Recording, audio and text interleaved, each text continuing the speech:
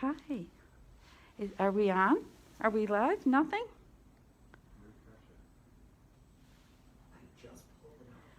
It says I'm live. But no, oh, 2 people are watching. Oh, good. 2 people are watching. This is fantastic. Everyone say Happy Earth Day. Happy Earth Day. Happy Earth Day. We're social distancing, and I came in here and we're in the admissions. All day today we're going to be going live, and you're going to see all the changes that are happening at the SPCA while we celebrate Earth Day. Yay, Earth Day. So I'll take you outside. I'm going to take you around. Let me introduce you to a couple of people that are real special here at the SPCA. We have Jenny. I know Jenny as Jenny, but she is Officer Moleskis, and we can't see her smiling, but she is always smiling. She is one of the most amazing rescue agents, and she helps thousands of wild animals I know about, especially ducklings. She's really good at it. And this is Tyler. Hi, Tyler. Tyler is you have a fancy title. Supervisor of Animal Cruelty Investigations and Animal Rescue. And we are so grateful to him. He does super things, and he is out there as part of the compassion movement to make our community a nicer, safer place for animals and people. And Shannon, hi Shannon, she can't talk right now. She does not have COVID-19. However, she does not have a voice, and we love her very much. And it's ironic too, because she answers the phone.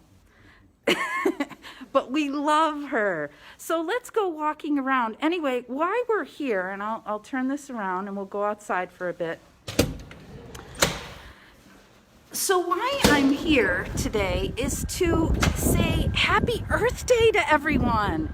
It is Earth Day. It's the 50th anniversary of Earth Day. And there are some questions that I'm going to answer, because I was asked questions about Earth Day, what it means, and what it means to the SPCA, and also what it means to me. How did I get here? It's kind of so. Gina, bless her little heart, said, Barb, when you go live tomorrow on this special 50th anniversary of Earth Day, I want you to answer a few questions. Okay, Gina. So the first question she asked is, what is Earth Day? Well, Earth Day, 50 years ago, a collection of folks came together because they wanted to get us to consider the Earth in our decision making. It was actually, so that was in 1970, and keep in mind, in the early 60s, this woman named Rachel Carson, it's a little windy out here, so I'm going to go into wildlife. Anyway, back to Rachel Carson. She wrote a book called Excuse the Wind. Isn't it funny, this weather we're having? This is fun though, right? I'm gonna show you all around the SPCA and what we're doing and how it's running with all these changes. Anyway, it's a little quieter. I'm in the garage now. Rachel Carson, she wrote a book called Silent Spring, and in it she wanted us to look at our connections, how the choices that we make could affect the environment. And she was looking particularly at poisons and looking at how poisons affected birds especially. And thanks to Rachel Carson, we stopped using DDT and actually saved a lot of raptors. If it weren't for Rachel Carson and her alarm that she rang about DDT, we wouldn't have bald eagles. We wouldn't have peregrine falcons in Buffalo. We wouldn't have red-tailed hawks to the extent that we do now. So it's super great that Rachel Carson wrote that book. As a result of that book that she wrote in the early 60s, in 1970, a group of people came together, and it was actually a teach-in. They were coming together to teach people about the environment, and that was the first Earth Day. Hi, Christine. I'm social distancing. I'm going to come out into the lobby to chat with you, so I'm not around other people, because I don't want to put my mask on, and I do need to wear a mask if I'm around other people. very strange times, and I'm going to talk about that too.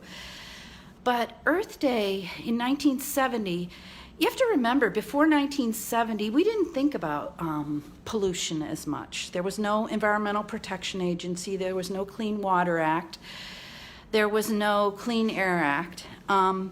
And, you know, we talk about, now we're worried about plastic cups and straws in our waterways. Well, back before that, people would just dump their cars in the waterways. So we've come a long way. Let's celebrate what we've done in 50 years. I think let's start there. You know, I'm really excited because right in our little parking lot at the SPCA, we have killdeer that are nesting. There's so much wildlife, and I'm going to take you out there. I'll turn you around right now. See, back out here, this is our outdoor enclosures out there, and we have deer, and we have all sorts of things out there. Wildlife, and you've seen them too. Here's the interesting thing. I take all the phone calls, or nearly all of them. I have some helpers now, thankfully, but all the emergency wildlife calls, for the most part, have come through me in the last few weeks since we've changed the way that we do things at the SPCA. And I'm really surprised that everyone is so interested in seeing wildlife in their backyard, and they find it very unusual. People say, I see a skunk, I see a woodchuck, I see a fox. Lots of people see foxes under their deck, and they're frightened. And this is a time to celebrate. If you have a yard or just Western New York in general that we can support some of these animals, it's a good thing. Our ecosystem is healthy, so that's a good thing. Those are the things we should be celebrating this Earth Day.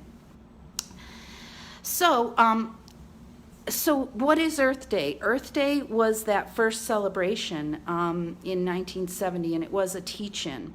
And at the 10-year anniversary of Earth Day, people were a little concerned. They thought, you know what, we're not thinking about the environment anymore. They thought, what a waste. Maybe it was a waste. People, at that time, there was a lot of talk about oil. People were in lines, throughout the 70s for oil, and they were confused by that. And then into the 80s, we were really focused a lot on fossil fuels, and the people in the environmental movement were concerned, right? They thought, you know what, this Earth Day thing isn't working at the 10th anniversary, and they pushed to get it going again.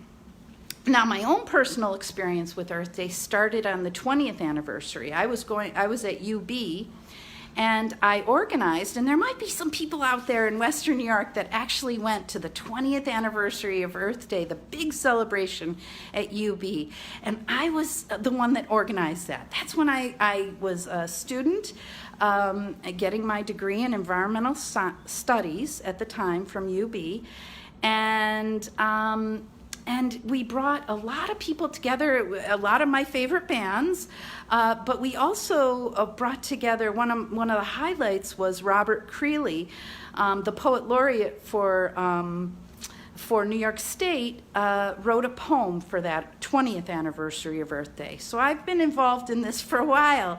I've been thinking about it, and here we are at the 50th anniversary, and now I'm the director of the Wildlife Department at the SPCA. And what I've learned is that through all this, the most important thing we can focus on are our connections, how we're connected, how the choices we make impact the animals, the wild animals, and our environment. And if we can make small changes, then we can make big differences.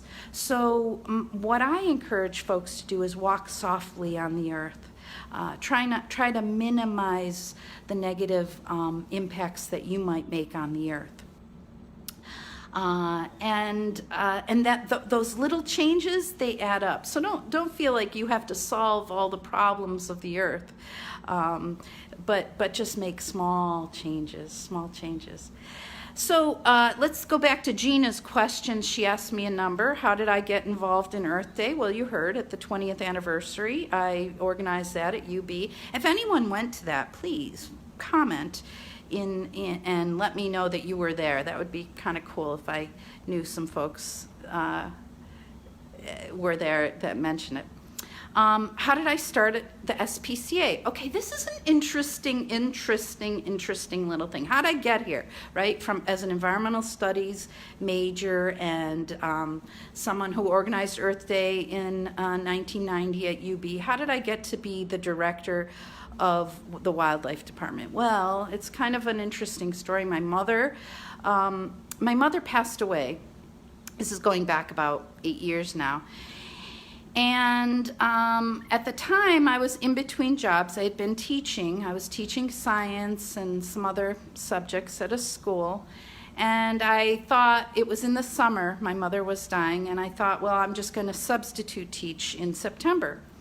Well, my Aunt Barbara, my mother's sister, while my mother, it was a prolonged, kind of long affair, and so while my mother was dying, her sister Barbara and I had a lot of time to talk at her bedside.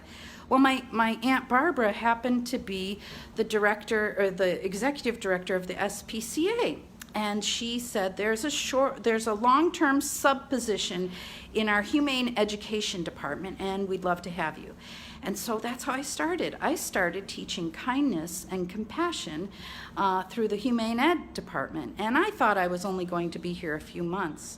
But that's what happens to people that work at the SPCA. They come and they never leave. And I'm so happy to be here. So I have this interesting connection. It's been now, if you can believe it, over 4 years since Barbara Carr was the executive director, so I think I can come out and let you know that I was her niece, because her influence, although it is great, and we are so grateful to her for all the things she did, the many years that she worked here, it is now a different SPCA, and nepotism is not a part of my job, let's put it that way. I do it because I love it, and I've continued to do it for 7 years. So Earth Day, here we are. We're going to celebrate Earth Day. I'm going to come to you live on the 50, because it's the 50th anniversary. So it's 8:50 now, or it was 8:50. And now look for the next installment of the wonderful Wildlife Wednesday Earth Day edition at the next 50 at 9:50, and on that one we're going to talk a little bit about what's happening in our wildlife department and how are we making do. 157 volunteers down. We do not have volunteers right now. It is just a couple of us working in the hospital. I'm going to show you what we do. So come back, okay? Happy Earth Day, everyone. I'll see you shortly. Bye.